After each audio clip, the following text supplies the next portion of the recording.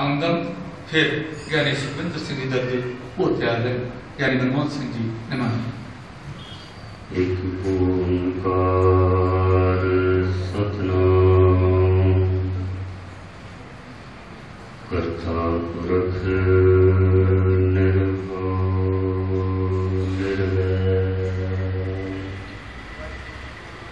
अकाल मूरत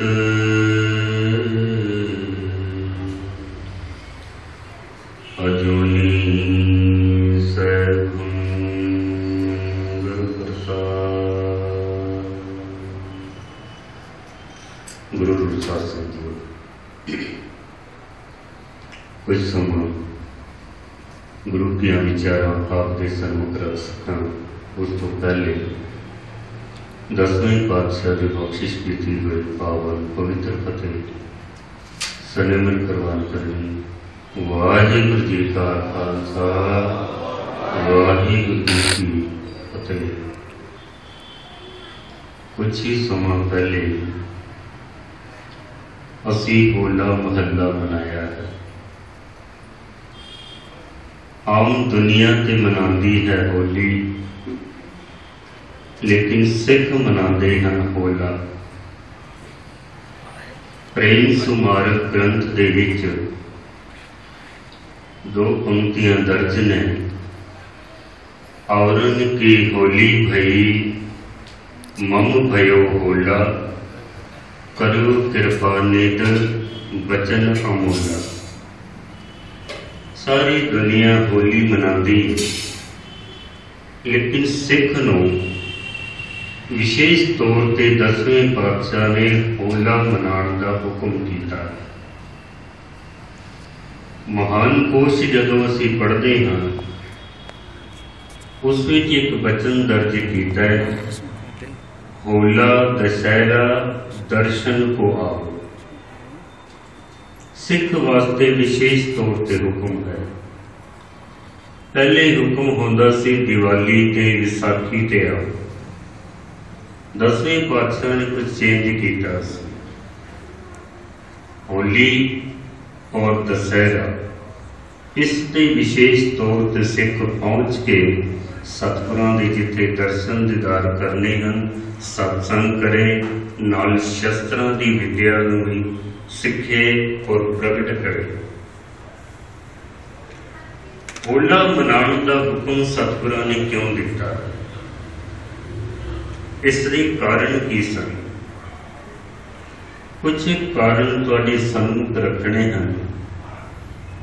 सब तो पहले ते वर्ण वंड वालियां ने हिंदुस्तान की इस मनुखता नूं 4 हिस्सों दे विच वंड दिता।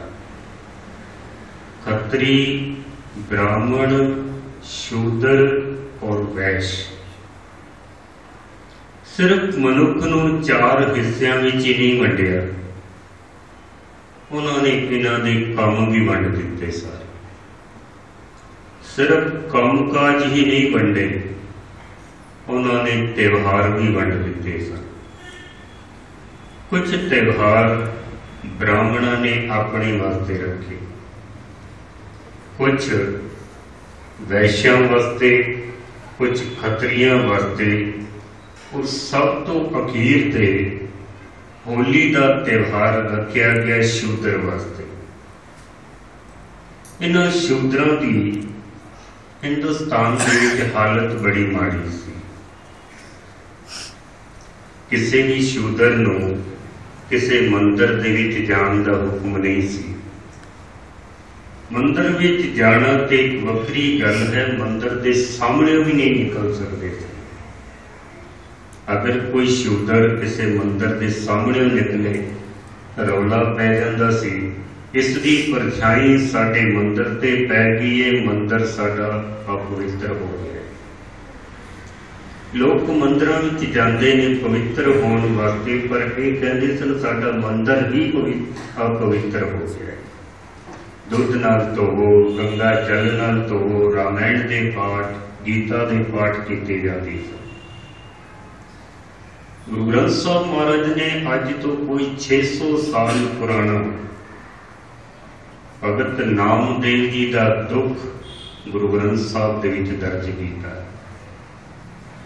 एक दिन भगत नामदेव जी परमात्मा की मस्ती विच मंदिर विच जाके बैठ गए, जिथे उच्चियां जातां दे लोग और ब्राह्मण बैठ के सत्संग कर रहे सन। भगत जी भी जाके बैठ गए। रौला पै गया भी एक शूदर मंदिर दे विच आके बैठ गए। धक्के मार के उस सत्संग दे विचों बाहर कढ़ दिता गया। उन्होंने अपना दुख फिर आप लिखिया, बाणी विच दर्ज है। सूद सूद कर मार उठायो, कहां करूंगा बीठन। धक्के मार के मैनू मंदिर विचों बाहर कढ़ दिता। क्यों? किसी शूदर नूं मंदिर विच जाण दी इजाजत नहीं सी। कोई शूदर वैदां दा पाठ नहीं सुन सकता, पाठ कर नहीं सकता। त्रेते युग दे विच श्री राम ने संबूक नाम दे चीवर नूं सिर्फ इस वास्ते मौत की सजा दी कि उसने वैदां दा पाठ सुन लिया और सुन के एकांत विच बैठ के परमात्मा के नाम का सिमरन करन लग गया। इजाजत नहीं सी पाठ करन की, ना ही सुनन की। किसी शूदर ने बाजार विचों लंघना होवे तो गल विच घड़ियाल लटका के रखते सन, बजाते हुए जाते, ताकि किसी उच्ची जात वाले नूं पता चले कि एक शूदर जा रहा है। किसी भी शूदर नूं ब्राह्मण दे नाल बैठण दी इजाजत नहीं सी।